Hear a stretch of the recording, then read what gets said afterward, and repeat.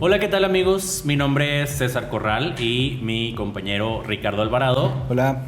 Hola, ¿qué tal? Pues nosotros somos de Hub Coworking Center y bueno, el día de hoy queremos proponer un tema, platicarles un poquito de tema. El ciclo de vida en las organizaciones. El ciclo de vida en las organizaciones. Es un tema súper interesante. Yo creo que es un tema general y para cualquier persona le puede interesar. Y bueno, Ricardo, platícanos un poquito sobre este ciclo. Va, primero empecemos. ¿Cuál es el ciclo de vida de un ser humano normal? Bueno, yo creo que todos tenemos como esa referencia que es: naces, creces, te reproduces y mueres, ¿verdad? Biología, sí pasé. Exactamente, es la misma concepción que todos tenemos. Entonces, hay este autor argelí, gringo, Ishak Hadises, que él propone que al igual que las personas tienen un ciclo de vida, las organizaciones también tienen un ciclo de vida. La diferencia radica en que, bueno, el ciclo de vida normal biológico de una persona nace y se muere. Las empresas fallecen o se mueren cuando, pues, básicamente terminan de innovar. Este autor lo que propone es que, pues, al igual que todas las personas, vamos creciendo, nos vamos desarrollando y nos vamos enfrentando con ciertos problemas. O sea, por ejemplo, si tú en secundaria te peleabas con algún amigo, pues me imagino que era un gran drama, ¿no? Era un gran caos. Claro. Pero si a lo mejor ese mismo problema se te presentara a los 30, 40 años, pues a lo mejor ya no sería el peor problema de tu vida, ¿no? O sea, para eso ya creo que más bien el peor problema de tu vida sería que te mande el SAT una notificación de que les tienes que pagar. Y es lo mismo con las empresas. Conforme las empresas van creciendo o van pasando ciertas etapas, se van a enfrentar a ciertos problemas naturales y normales de la vida, de su ciclo de vida. Pero pues si de repente empiezan a tener problemas en ciertos momentos que no le corresponden, pues ahí es donde se tiene que hacer una intervención, una consultoría para poder tratar de pasar esa etapa, ¿no? Oye, qué interesante. Digo, este tema, la verdad es que Ricardo y yo ya lo tocamos. Él me mostró esta parte, a pesar de que, pues, ahí yo tengo algo de experiencia trabajando en recursos humanos en algunas empresas. Pues sabemos que las empresas se van enfrentando a diferentes situaciones y bueno, pues esta semana tenemos este problema, pasan 2 semanas y se nos enfrenta otro. Pero cuando Ricardo me platicó sobre este ciclo, ¿verdad? Que yo, te soy honesto, no lo conocía, a pesar de tener experiencia en esta área. Digo, a lo mejor nunca lo vi desde ese punto, pero sí lo va relacionando un poquito como la vida del ser humano, ¿no? Y ahorita que Ricardo ya nos platique un poco más extenso sobre lo que es este ciclo, me llamó mucho la atención porque así surgió nuestro emprendimiento, ¿no? Que ahorita estamos en este proceso del cual también les vamos a platicar y pues que también los invitamos a formar parte de. Pero platícanos o platícales, Ricardo, a todos este proceso, este término tan romántico con el que empezamos. Sí. Platícales un poquito cómo surge. Normalmente, bueno, lo que plantea Dices es, les digo, diferentes ciclos, diferentes etapas, y cada una va a tener ciertos criterios, ciertas características normales y naturales. O sea, por ejemplo, tú cuando ves una persona puedes identificar si es un niño, si es un adolescente. Pues acá igual, o sea, tú puedes identificar la etapa de la organización partiendo como de ciertas características. Okay. La primera etapa que decías es la romántica, como por así decirlo. Se llama etapa de noviazgo o romance, tal cual. Ajá. Y esta etapa se caracteriza porque hay mucha emoción.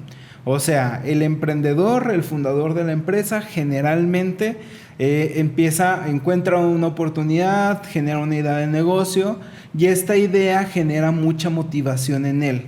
Normalmente estas ideas están acompañadas de mucha innovación y mucha creatividad. Digo, tú y yo lo pasamos hace poco, Claro. donde de repente empiezas a soltar un chorro de conceptos y dices, y vamos a hacer esto, y le vamos a poner esto, y lo vamos a pintar de tal color, y hay mucha emoción. Entonces, normalmente esa primera etapa se llama enamoramiento. ¿Por qué? Porque el emprendedor se enamora de su idea. Y entonces, si este enamoramiento tiene la suficiente fuerza, el emprendedor tiene la suficiente disciplina, entonces esta etapa se puede superar. Si no se supera, ¿qué pasa? Pues va a quedar como típica carne asada, ¿no? Vámonos de viaje, o hay que abrir un negocio, y entonces esa idea se empieza a socializar, genera emoción, pero no genera acción.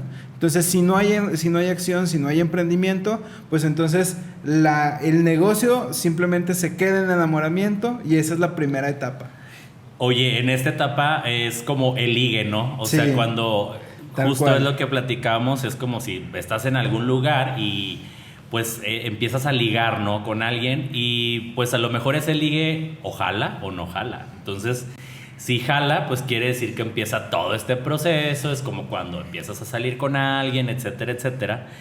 Y digo, ya si no funciona o simplemente no pasó de ligue, de las miraditas, de todo eso, que es lo que dice Ricardo de pues si fue una propuesta en una carne asada y no se dio, pues ya pasó. Entonces, eso está padre, conocer qué es como el ligue, y luego empieza como, pues como dices tú, ¿no? El enamoramiento del proyecto.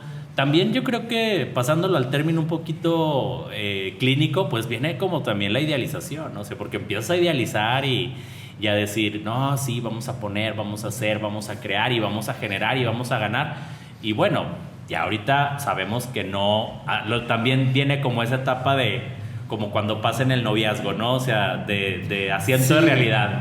Sí, justamente la primera gran crisis que tiene una empresa es esto que estás diciendo. O sea, oye, yo tengo una idea de la cual me enamoré, de este noviazgo, este ligue que estamos platicando, pero al momento de empezar la empresa, de ahora sí constituir y abrir y buscar un espacio, o abrir la página, o no sé, o sea, cualquiera que sea el emprendimiento, va a haber ciertas dificultades.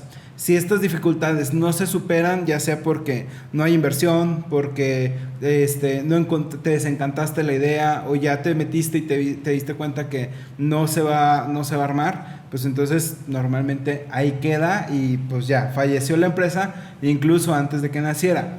Si pasa, llegamos a la segunda etapa, que la segunda etapa se llama la etapa de la infancia. En esta etapa, la característica principal es que hay un exceso de actividad.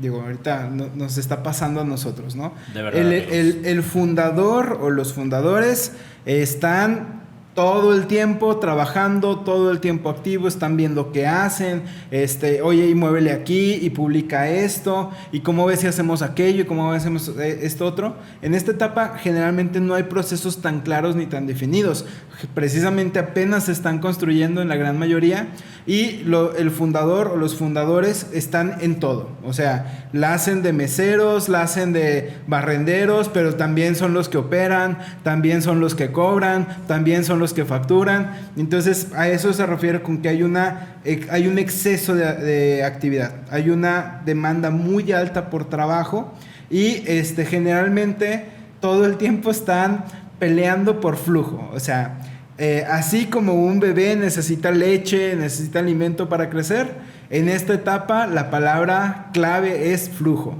Un emprendimiento que no tiene flujo está destinado a fracasar. Entonces, en ese sentido, pues estás buscando de todo, o sea, por todos lados, para conseguir clientes y que puedas tener ese flujo para poder subsistir.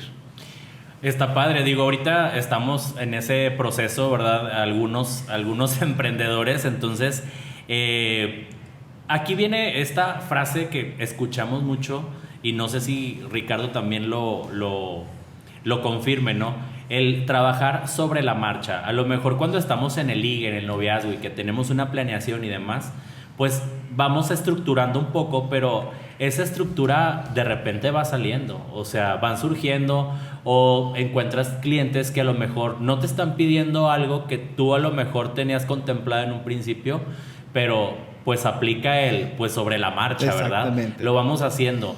Es real que no tenemos a lo mejor todos los procesos, pero los empiezas a crear y eso también es parte de... Sí, justo esto que comentas es importante. O sea, acá la flexibilidad de la innovación son básicas para que un emprendimiento normal subsista. Oye, ¿vendes gorditas? Pues vendo tacos, pero pues hay más o menos le sé hacer gorditas. Sí, sí vendo.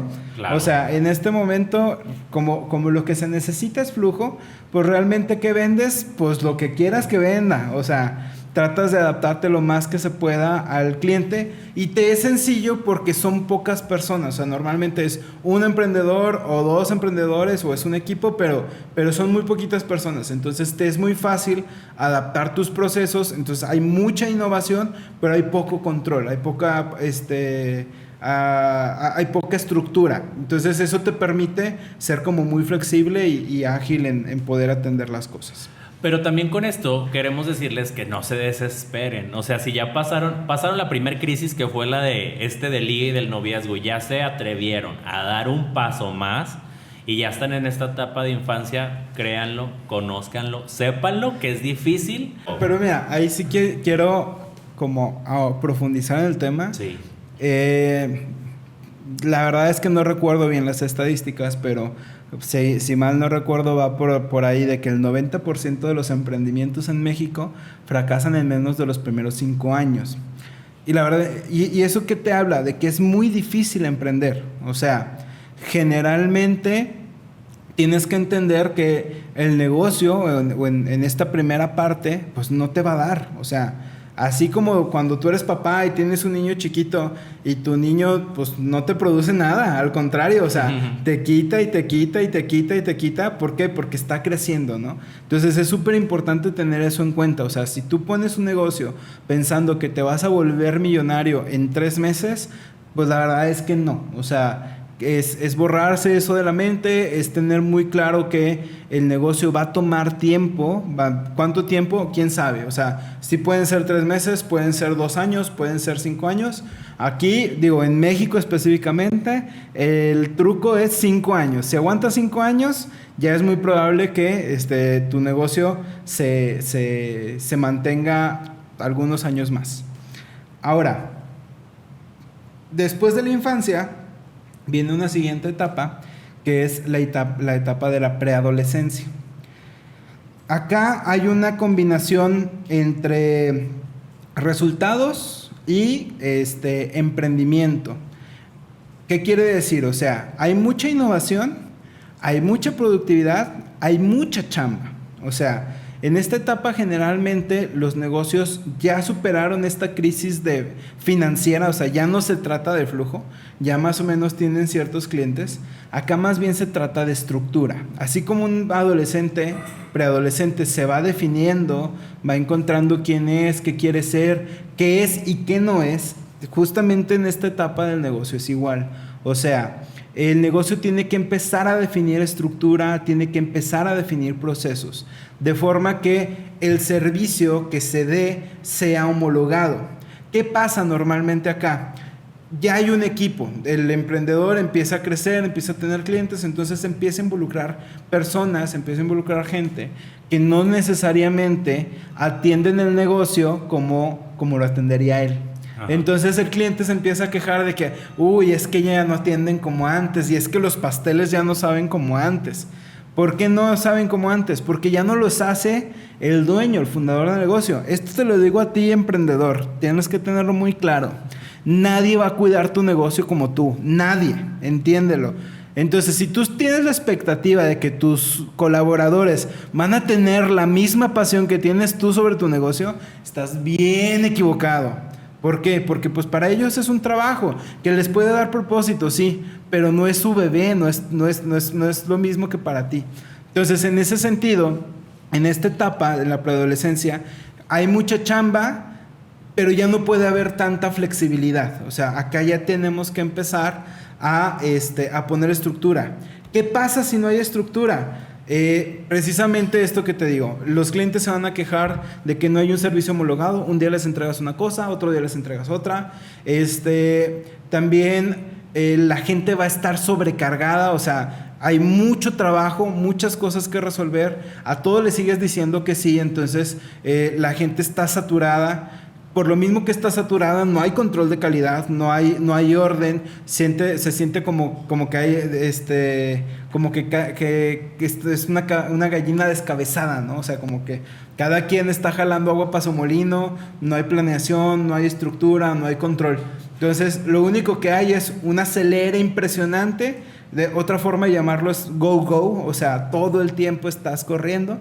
Y entonces esto hace, o sea, en esta etapa generalmente el fundador empieza también como a cansarse, decir, oye, todo lo tengo que resolver yo, todo lo estoy haciendo yo, si yo no atiendo, nadie atiende bien, tengo que entrar yo a resolver las cosas, tengo que entrar yo al quite, y ese es precisamente el reto. O sea, el reto es entender que tú como emprendedor, tú como fundador, tienes que empezar a delegar. O sea, tienes que armar una estructura, tener tu departamento de contabilidad, tu departamento de finanzas o tu departamento de ventas, tener 2, 3 personas que se comprometan contigo, con tu proyecto y que te ayuden a soportar la operación. O sea, ya como fundador tienes que empezar a delegar ciertas cosas para que a través de esa estructura pues empiece a haber un poquito más de orden, más planeación, que ya se tenga por lo menos una planeación estratégica hacia dónde tiene que llegar la empresa, que se tengan se tengan ciertos procesos definidos de cómo se tiene que entregar el servicio, cómo se tiene que facturar, etcétera, etcétera. O sea, ahí el truco es en la preadolescencia es bajarle un poquito al ímpetu y las ganas que tenías al principio y empezar a meter estructura.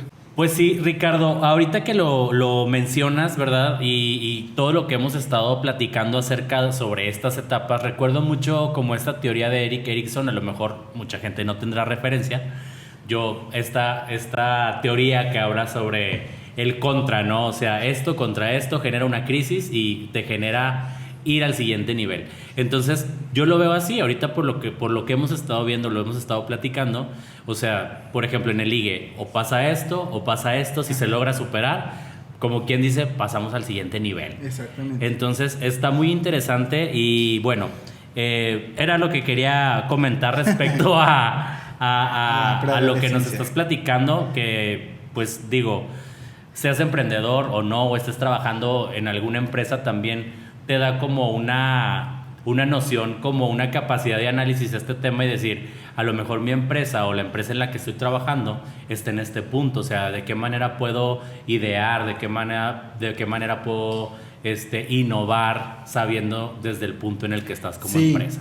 Entonces, bueno, pues el truco con la preadolescencia es la institucionalización. Uh-huh. Normalmente aquí es cuando pues nosotros, o sea, consultores, entramos precisamente a eso, o sea, a institucionalizar. ¿Y qué significa eso? Pues definir procesos, definir estructuras, organigramas, delegar funciones, roles, responsabilidades, descripciones de puesto, bla, bla, bla, bla, bla, bla, bla. Todo eso ayuda mucho pues a pasar a la siguiente etapa, que la siguiente etapa es la adolescencia. En la adolescencia normalmente ya no hay broncas o ya no hay crisis con el tema de el dinero. O sea, clientes ya hay, renombre también ya hay, entonces de alguna manera pues la empresa ya tiene estructura, ya tiene procesos y eso pues ayuda como a mantener el negocio. Sin embargo, aquí entran 2 factores. El primero es, luego si te vuelves muy burocrático, o sea, pasaría algo que se llama el envejecimiento temprano o envejecimiento prematuro. O sea, que son estas empresas en donde de repente, pues a lo mejor les está yendo muy bien, pero sus procesos se vuelven muy lentos. O sea, ya son la toma de decisiones se concentra en una persona, en 2 personas, y si ellos no están, nadie hace nada. Entonces, eso es una trampa, es una etapa también del negocio. Es muy característico en la adolescencia que pues aun cuando el emprendedor, el fundador, generalmente está como director, no tenga las competencias o habilidades de un director. Tú que eres experto en reclutamiento, dime, ¿cuáles son las competencias básicas de un emprendedor? Como competencia básica de un emprendedor, pero en base al reclutamiento o Bueno, cómo? o sea, en general, ¿tú qué crees que tiene un buen emprendedor? Yo creo que lo principal sería la visión, o sea, tener una visión clara y yo creo que tolerancia a la frustración. También. O sea, eso se me hace súper importante porque, como bien lo estabas diciendo, ¿no? En una etapa de ligue y de enamoramiento o inicial de un emprendimiento, pues idealizamos, ¿verdad? Como con las parejas, o sea, los enalteces el hecho, a la persona, etcétera. Y bueno, ya después te vas aterrizando poco a poco, la vida te va dando la oportunidad de aterrizarlo. Y yo creo que el juego de la tolerancia a la frustración es bien importante. Vale. Y ahora, ¿cómo es un director? Un director, pues debe tener mucha capacidad de analizar, principalmente analizar pues su empresa, su producto, lo que vende o el servicio que brinda, y también pues tener gente desarrollada, o sea, que el talento esté desarrollado, perdón. Entonces, partiendo de eso, ¿un emprendedor necesita un equipo para emprender? No. ¿Un director no necesita un equipo para ser exitoso? Sí. Y entonces ahí está la diferencia básica. Exacto. O sea, en este punto, en la adolescencia, necesitamos entender que, o sea, ya se institucionalizó la empresa. Pero si el director o el fundador sigue acaparando la toma de decisiones, no necesariamente es el fundador, pero la toma de decisiones se centraliza en una o dos personas y todo lo demás es muy burocrático. O sea, pides gastos de viaje y si no los firma el director no te los pagan. No sé, o sea, necesitas un equipo y el gerente tiene que pedirle permiso al director para ver si se invierte o no se invierte. O sea, ese tipo de cosas ocasionan que la empresa se vuelva lenta. Y a eso nos referimos cuando decimos envejecimiento prematuro. O sea, se pierde la capacidad por ahí de adaptarse, de innovar, porque pues todo se está centralizando. Es un cuello de botella, ¿no? A final de cuentas hay muchas personas abajo, hay muchas solicitudes de diferentes ámbitos, por ejemplo, tema financiero, tema de talento, etcétera, que hay muchas solicitudes que ya no es suficiente, más bien ya no es viable que solamente una persona Entonces, las lleve. Exacto. Entonces aquí el truco se llama volverse un director, dejar de ser un emprendedor para volverse un director. Y pues muchas veces el emprendedor no siempre es un buen director. O sea, el emprendedor tiene ciertas competencias, como ya decías, y el director tiene otras. Entonces, si esa transformación no se da, no hay quien orqueste, no hay quien delegue, no hay quien desarrolle el equipo, desarrolle la visión, genere objetivos, genere planeación estratégica, pues entonces es probable que por ahí se pueda como alentizar bastante el crecimiento del negocio.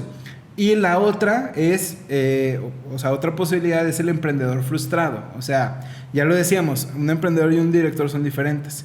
¿Qué pasa si el emprendedor dice, híjole, es que pues yo no quería esto? O sea, yo quería poner mi negocio, a mí me gusta innovar, a mí me gusta poner cosas, pero pues yo no soy un director. Sí, esa capacidad a lo mejor tienes razón. Yo creo que se pueden desarrollar ambas partes, ¿verdad? Hay emprendedores que son meramente emprendedor y quieren ser directivos solamente, ¿no? Y eso pues yo creo que tampoco va a funcionar. ¿Por qué? Porque en las primeras etapas requieres que tú como emprendedor entres a la operación, ¿verdad? Te tienes que remangar y ponerte a chambear. Y no puedes ser director.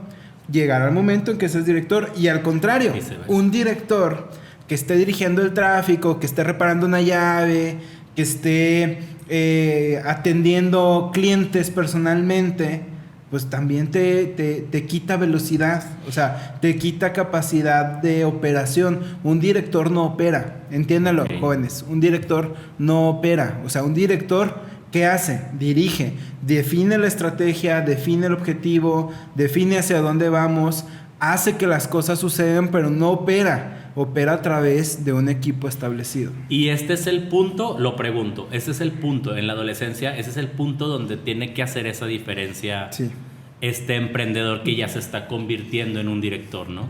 Exactamente, o sea, esa es la parte de la adolescencia, o sea, el dolor en la adolescencia es definir qué somos y quiénes somos, o sea, a lo mejor ya hay procesos, ya está la institucionalización, pero aquí es donde de alguna manera la cultura organizacional se empieza como a permear un poco más, o sea, el director, el fundador o quien sea que esté a cargo, tiene que hacer que las personas que están a su cargo desarrollen propósito y desarrollen ese sentido de pertenencia hacia el proyecto que estamos trabajando todos juntos, porque, o sea, por ahí alguna vez escuché de una startup en Estados Unidos donde el fundador decía, yo no voy a contratar o quiero una empresa donde todos seamos amigos y no voy a contratar a nadie que no me caiga bien.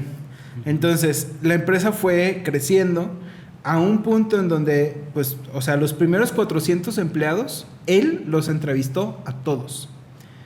Y él decía, no me caes bien, no vas para adentro. Y sí, había muy bonito ambiente de trabajo, pero llegó un punto en donde él ya no podía hacer el reclutamiento. Y entonces es esto, o sea, si se centraliza una decisión, pues entonces el crecimiento se detiene. Entonces tenía dos opciones, o empiezo a delegar reclutamiento, y pues sí, fue lo que hizo, delegó con un director de recursos humanos, pero se aseguró de que esta persona trajera ya, o sea, estuviera embebido completamente en la cultura, trajera los valores, traía la visión, traía el carisma, traía toda esta formación que él necesitaba. Entonces, es eso, o sea, ahí, si en la preadolescencia la palabra clave es institucionalización, en la adolescencia la palabra clave es cultura, o sea, todos tenemos que desarrollar, bueno, se trata de que todos desarrollen esa cultura de negocio o esa cultura organizacional que los ayude a llegar al siguiente nivel. Si se pasa esta etapa, se llega a la etapa más bonita de todas, que es la etapa de la plenitud. En teoría, dices, digo, ya decíamos, ¿no? Las personas sí nos morimos. Una empresa que llega a la etapa de la plenitud ya no se baja de ahí, o sea, él lo que dice es que la plenitud es una combinación perfecta entre tener innovación, tener empuje, productividad, clientes, resultados, tener talento, o sea, tener mucha influencia, tener un buen ambiente laboral y tener una buena administración. O sea, si se logra el balance entre esas cuatro cosas, vas a tener una empresa en plenitud. Y una empresa en plenitud, pues la verdad es que ya no, o sea, de ahí no se baja. De hecho, esa es la última etapa de crecimiento. O sea, hasta ahí llega el crecimiento en las empresas. De ahí para en adelante es cuando la empresa empieza a envejecer. Realmente, así que yo conozca empresas en plenitud, yo creo que conozco una o dos, son muy, muy, muy poquitas. Lo he visto, por ejemplo, en algunas empresas tecnológicas, algunas startups que llegan a este punto, pero la gran mayoría de las empresas que yo veo, que yo conozco, se quedan en adolescencia. Digo, también porque como consultor, pues no te hablan a las empresas que no tienen problemas. Claro. O sea, si no tengo broncas, ¿para qué te quiero, no? Sí. Pero bueno, entonces, una empresa en plenitud es una empresa en balance, básicamente. O sea, todo el liderazgo, todos los procesos, toda la mano de obra está en un perfecto estado de balance y eso hace que pues te vuelvas, o sea, te comas y te comas y te comas mercado. Oye, Ricardo, y bueno, ahorita se me viene a la mente, ¿no? O sea, tú dices, conozco pocas empresas o una que está en esa etapa de plenitud, pero ¿hasta dónde definimos plenitud? En el sentido de que, bueno, conocemos muchas empresas muy grandes y siempre están innovando, generando. Esto, digo, entonces significaría que estamos en crecimiento constantemente. Sí. ¿Qué define esa etapa como de plenitud? Donde qué y qué factores están combinados para que se pueda determinar que es una empresa en plenitud y no esté decayendo o que no sigue creciendo? Número 1, tienes clientes satisfechos. Ok. O sea, tienes resultados, tienes venta. Si tus clientes están satisfechos y te siguen comprando, no nada más los mismos de siempre, sino cada vez más y más clientes, eso es un factor de sanidad. Número 2, sigues innovando tus productos. O sea, no es el mismo producto con el que empezaste, tal vez ya le moviste 2, 3 cosas, o generaste una innovación, o estás haciendo algo disruptivo en el mercado. Ese es número 2. Número 3, un clima organizacional sano. O sea, las personas que trabajan contigo se quieren quedar contigo y solamente se van si alguien les escupe billetes en la cara. Y número 4, hay un sano estado de estructura, de administración. O sea, no es una empresa súper burocrática, es una empresa que se adapta y que se mueve rápido hacia los cambios que están pasando en el mercado. Si esas cosas están presentes, podemos decir que es una empresa sin broncas. O sea, realmente, pues, a ver, si tienes buen clima organizacional, tienes venta, tus clientes están satisfechos, estás innovando, pues ¿dónde está el pedo? O sea, digo yo, Sí. Realmente si no está roto no lo muevas, güey. Sí, es real. Y digo, ojo también, esta información no es solamente para emprendedores. O sea, creo que serviría mucho conocer todo esto antes de que lo hagas o si ya empezaste a hacerlo. Pero también para las personas que están en una empresa, me parece importante que puedan detectar digo, ya lo comenté anteriormente, ¿no? En qué lugar estás. Y no solamente detectarlo, sino ser un poco empáticos también con eso. Porque a veces, digo, hemos estado en la contraparte, ¿no? O sea, en la parte de estar trabajando en una empresa y que juzgamos siempre como Si colaborador. Yo fuera, si yo yo fuera el jefe, dueño de esta man, sí. yo ya hubiera hecho esto, o no, es que se tardan mucho en esto. O sea, esto nos demuestra que es un proceso y que es una curva y que tarde o temprano tiene que llegar. ¿Cuándo se rompe la relación laboral? Pues cuando ya no somos empáticos o una parte con la otra, ¿no? Cuando de alguna manera tú como colaborador ya no empatas con el momento, la etapa, la visión del negocio. Vale, entonces, ¿qué pasa después de la plenitud? Aquí hay una trampa, porque les había dicho que después de la plenitud ya para arriba ya no había nada. En realidad, Adices lo que dice es que viene una etapa que se llama estabilidad. Esta etapa de estabilidad podría decirse que te está yendo muy bien en el negocio, está muy chido, realmente tienes ventas, todo cool. Pero él diferencia plenitud de estabilidad por la parte de la innovación. Y entonces, ¿por qué lo pone así? Porque hay un exceso de confianza de la empresa a que se va a quedar en plenitud toda la vida, y eso es lo que hace pues que se confíen y que dejen de innovar. O sea, aquí vienen a la mente ejemplos como Blockbuster, como Kodak, que son empresas que tenían o acaparaban un mercado y eran los mandamases, dueños y señores del mercado, pero dejaron de innovar. No sé si sabías que, por ejemplo, a Blockbuster se le ofrece el servicio de streaming. Un emprendedor, no me acuerdo cómo se llama, llegó y les dijo, oigan, ¿cómo? ¿Qué dijo? Eso no va a funcionar. 2003, por ahí. Llegan y le dicen, oye, señor Blockbuster, mira, traigo este nuevo servicio. ¿Cómo ves? Si lo incluyes dentro de tu catálogo, los que están suscritos contigo pueden, por un fee adicional, accesar a todo el catálogo de películas y la pueden ver desde su casa. Y entonces Don Blockbuster dijo, no, ni madres. ¿Por qué? Porque el 35% de mis ventas vienen de recargos. O sea, ¿se acuerdan de que ibas a entregar la película? ¿Y si no era antes de las 6? Sí, te cobraban 20, 30 pesos o la renta. Y entonces el 35% de las ganancias de Blockbuster venían de esos recargos. Entonces dijo, no, porque si yo pongo el catálogo a on demand, pues entonces ya no voy a perder ese 35% de ganancias. ¿Qué pasó? 2008, creo, 2009. Ese mismo emprendedor empieza su servicio de streaming que se llama Netflix. Y ahorita dime dónde está Netflix, claro, y dime dónde está Blockbuster.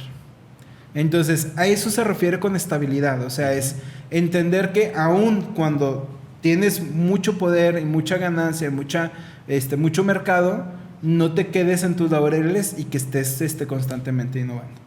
Después de la estabilidad, bajamos, ahora sí ya empezamos como a decrecer. Viene algo que se llama aristocracia. La etapa de la aristocracia se caracteriza porque tienes muchísimo poder económico. O sea, eres una empresa, normalmente ya en estos niveles son empresas nacionales o son empresas que ya están en múltiples mercados y que tienen mucho dinero, demasiado institucionalizadas.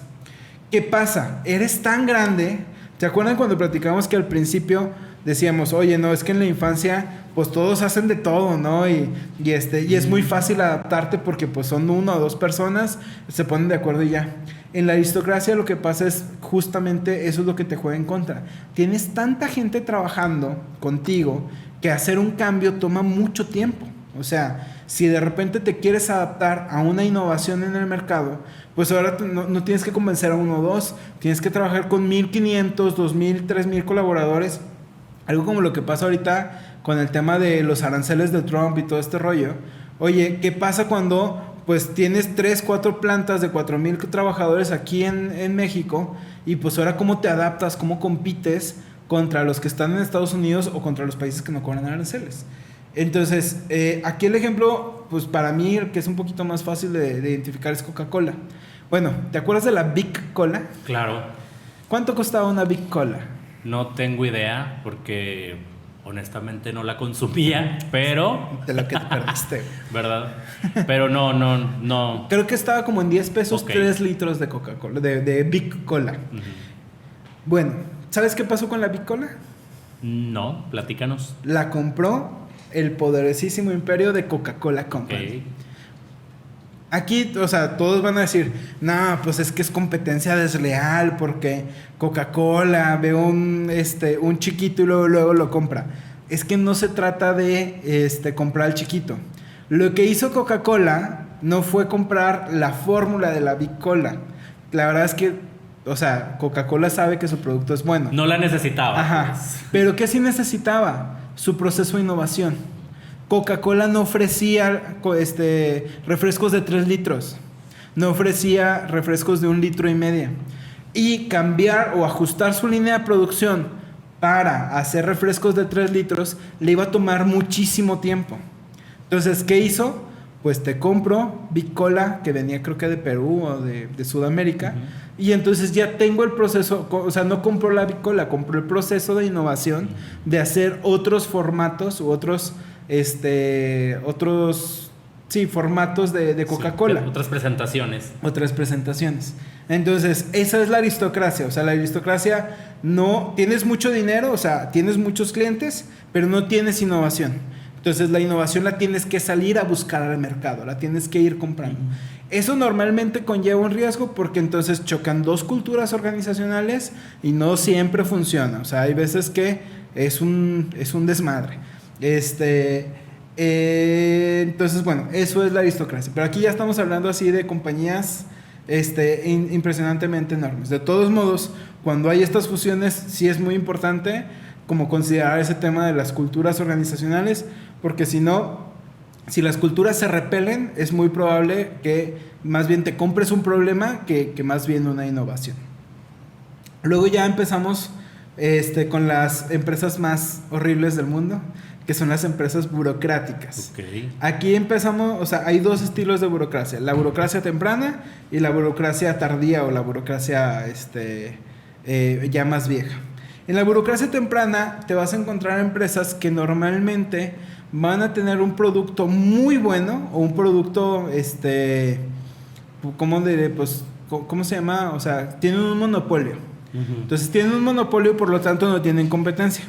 Por lo tanto, el servicio es malo. Okay. O sea, ¿por qué debería de preocuparme por innovar y por generar? Si soy el único.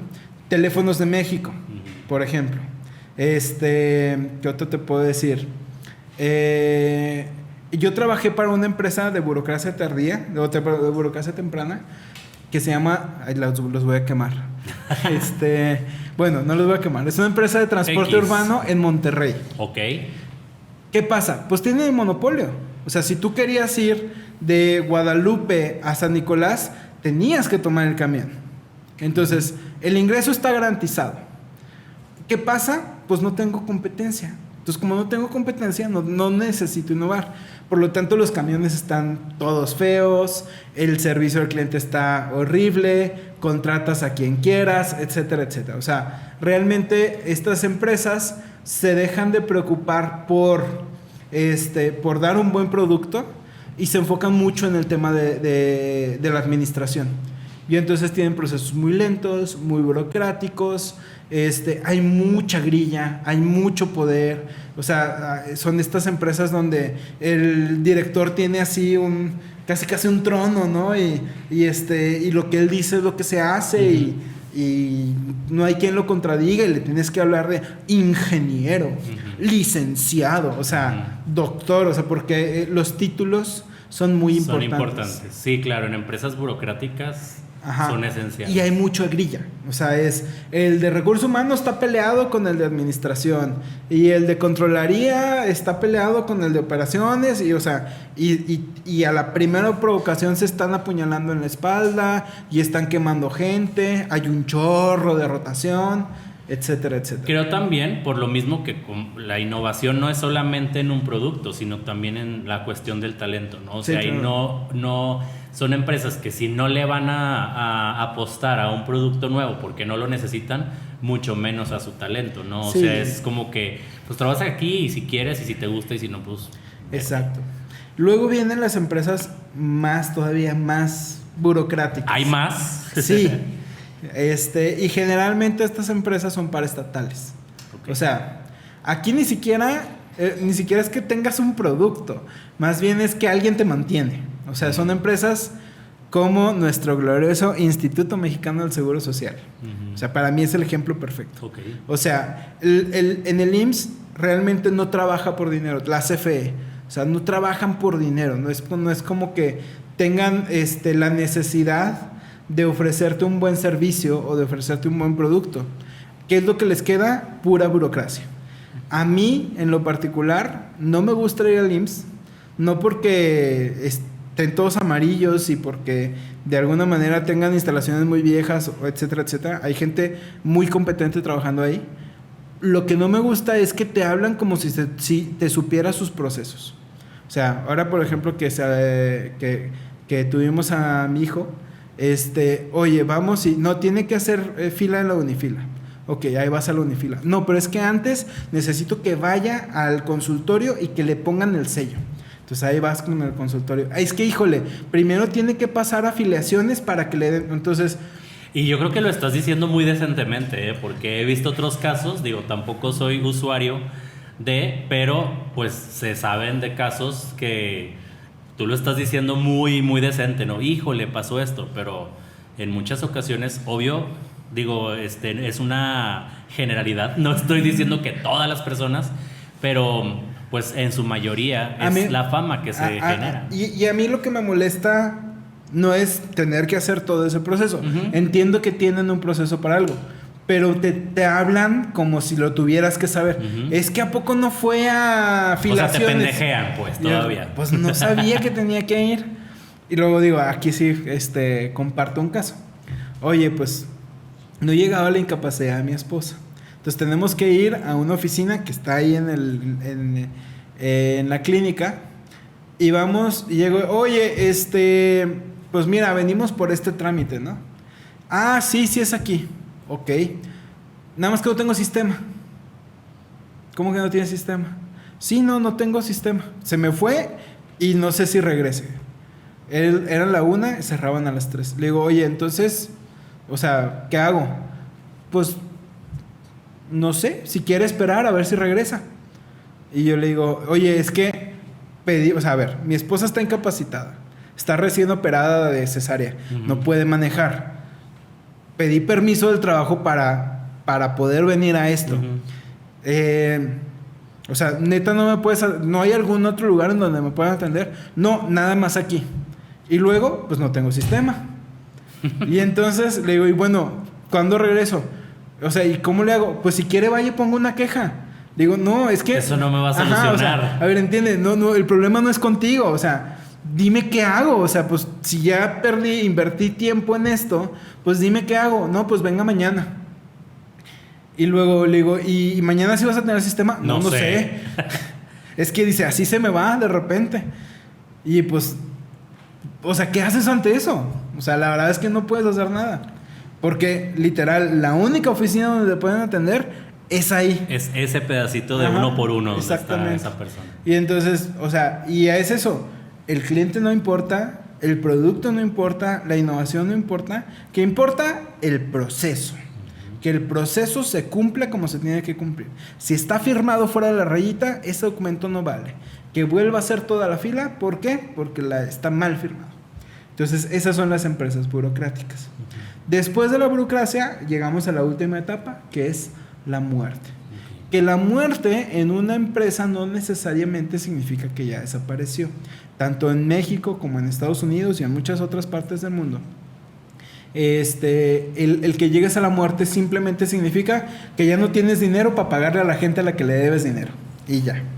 En México puedes hacer no me acuerdo cómo se llama, un juicio, que básicamente es, oigan, pues embárguenme, quítenme todo lo que tengo. Bancarrota, por así decirlo. Pago lo que tengo que pagar y con lo que quede, tú puedes volver a empezar la empresa. Eso ya le pasó, por ejemplo, una vez a Aeroméxico, que quebró, o sea, entró al Chapter 11, se llama en Estados Unidos, que es básicamente te quitan todos tus activos, los venden, lo pagan a tus acreedores y con lo que te quedas puedes volver a empezar el negocio. Y entonces volver a empezar el negocio es volver otra vez desde la infancia, otra vez. O sea, no significa que llegues a la muerte, no significa que una empresa se muera. La gran mayoría llegan a la muerte y entonces es pagar todo lo que puedas, págale a quien le debas, con lo que te quedes, pues ya decides si vuelves a intentarlo o si ya te quedas con tu lana y te vas. Muy bien. Pues esas son, hasta ahí llega el ciclo de las organizaciones. Me parece muy interesante, digo, ya lo habíamos platicado Ricardo y yo y esperemos que esta información también sea útil para quien lo esté escuchando o viendo y pues no solamente para los emprendedores, a los emprendedores creo que les damos una visión de lo que puede suceder y digo, como consejo es, pues no se desanimen, ubiquen en qué parte están, si están en esta etapa de la infancia saben que van a tener que estar en todas las áreas haciendo de todo, ¿verdad? El que contesta el teléfono es el mismo que atiende, puede ser. Y bueno, pues que no se genere ese sentimiento de frustración. Y si no eres parte de esos emprendedores, pues también situar y analizar un poquito en la empresa en la que estás trabajando, pues qué es en qué etapa está y cómo tú puedes funcionar o tú puedes jugar y también ser empático con las empresas, ¿no? Exactamente. Y bueno, pues espero que esta información les haya servido y que les sea de utilidad. Si en determinado momento tú eres un emprendedor, un empresario, necesitas ayuda, tal vez la gestión de tu empresa no está funcionando o no caminando como tú quisieras, sabes que puedes contactarnos aquí en el Hub para que te podamos ayudar con tu situación sin ningún problema. Así es, desde la consultoría, desde apoyo con talleres, desde el reclutamiento, pues nosotros estamos aquí para apoyar y justo también este es un espacio para emprendedores.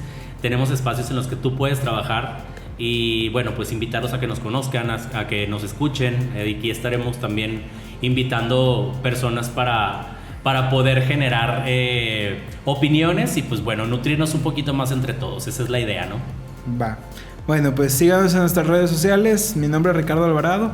César Corral. Encantado de poder estar aquí con ustedes. Esperamos que pronto tengamos la oportunidad de volver a conocernos. Éxito.